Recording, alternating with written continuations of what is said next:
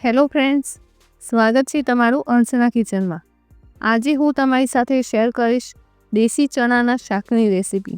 દરેક ગુજરાતીના ઘરમાં બનતું અને લગ્ન પ્રસંગમાં બનતું આ ખાટું મીઠું ચણાનું શાક આજે આપણે અમુક ટિપ્સ સાથે બનાવીશું, જેનાથી તે સ્વાદમાં એકદમ ટેસ્ટી હોવાની સાથે લગ્ન પ્રસંગમાં બને તેવું ચટાકેદાર બનશે। તો સૌથી સરળ રીતે ચાલો રેસીપીની શરૂઆત કરીએ।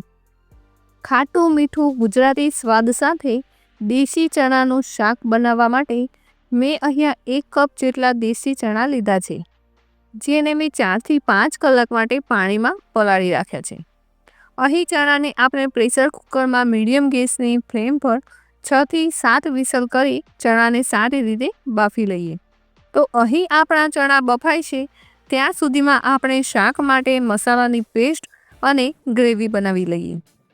તો સૌથી પહેલાં મસાલાની પેસ્ટ બનાવવા માટે મિક્સિંગ બાઉલમાં 1 ચમચી જેટલું કાશ્મીરી લાલ મરચું પાવડર, 1 મોટી ચમચી જેટલું ધાણા જીરું પાવડર, સાથે અડધી ચમચી જેટલી હળદર, અડધી ચમચી જેટલું આમચૂર પાવડર અને અડધી ચમચી જેટલો શેકેલા જીરાનો પાવડર લઈ લઈશું અને મસાલાને સારી રીતે મિક્સ કરી લઈએ। હવે મસાલામાં થોડું પાણી એડ કરીને બધી જ વસ્તુને સારી રીતે મિક્સ કરી લઈએ। આ તૈયાર થયેલી પેસ્ટને આપણે જ્યારે તેલમાં સાતળીને શાકમાં એડ કરીશું ત્યારે આપણા શાકનો કલર અને સ્વાદ એકદમ ઢાબા સ્ટાઇલ આવશે। તો તમે જોઈ શકો છો અહીં આપણી પેસ્ટ બનીને તૈયાર છે। હવે અહીં આપણે શાક બનાવવા માટે ટામેટા ડુંગળીની પેસ્ટ બનાવી લઈએ। તો તેના માટે મિક્સર જારમાં મેં અહીંયા 2 મીડિયમ સાઇઝની ડુંગળીને કટ કરીને લીધી છે, સાથે 1 ઇંચ આદુનો ટુકડો, 6 થી 7 જેટલી લસણની કળી અને 2 મીડિયમ સાઇઝના ટામેટા એડ કરી લઈએ। જો તમે ડુંગળી લસણ ન ખાતા હોય તો તેને સ્કીપ પણ કરી શકો છો। તો હવે બધી જ વસ્તુને ગ્રાઇન્ડ કરી લઈએ।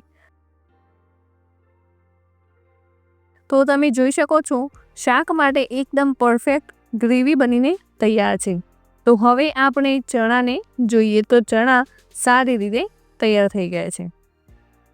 હવે અહીં ચણાનું શાક બનાવવા માટે મેં અહીં મીડિયમ ગેસની ફ્લેમ પર એક પેન ગરમ કરવા રાખેલી છે। તેમાં 3 થી 4 ચમચી જેટલું તેલ ગરમ કરી લઈએ।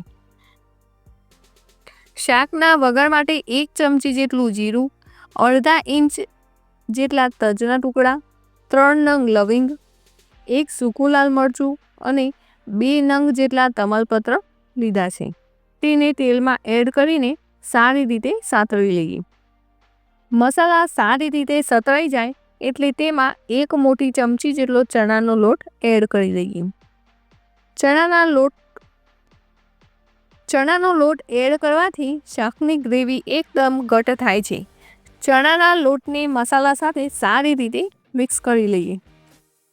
હવે તેમાં તૈયાર કરેલી મસાલાની પેસ્ટને એડ કરી દઈએ અને મસાલાને તેલમાં સારી રીતે કૂક કરી લઈએ। તો આ રીતે મસાલાની પેસ્ટને તેલમાં કૂક કરવાથી આપણા શાકનો કલર એકદમ ઢાબા સ્ટાઇલ આવશે। તો અહીં મસાલાની પેસ્ટ તેલમાં સતળાઈ જાય પછી તેમાં ડુંગળી અને ટામેટાની પેસ્ટને એડ કરી દઈએ અને બધી જ વસ્તુને સારી રીતે મિક્સ કરી લઈએ। અહીં આપણી ગ્રેવીની સાઈડમાંથી તેલ છૂટું પડે ત્યાં સુધી કૂક કરવાની છે। તો તેના માટે મીડિયમ ગેસની ફ્લેમ પર ઢાંકણ ઢાંકીને 2 થી 3 મિનિટ માટે ગ્રેવીને કૂક કરી લઈએ।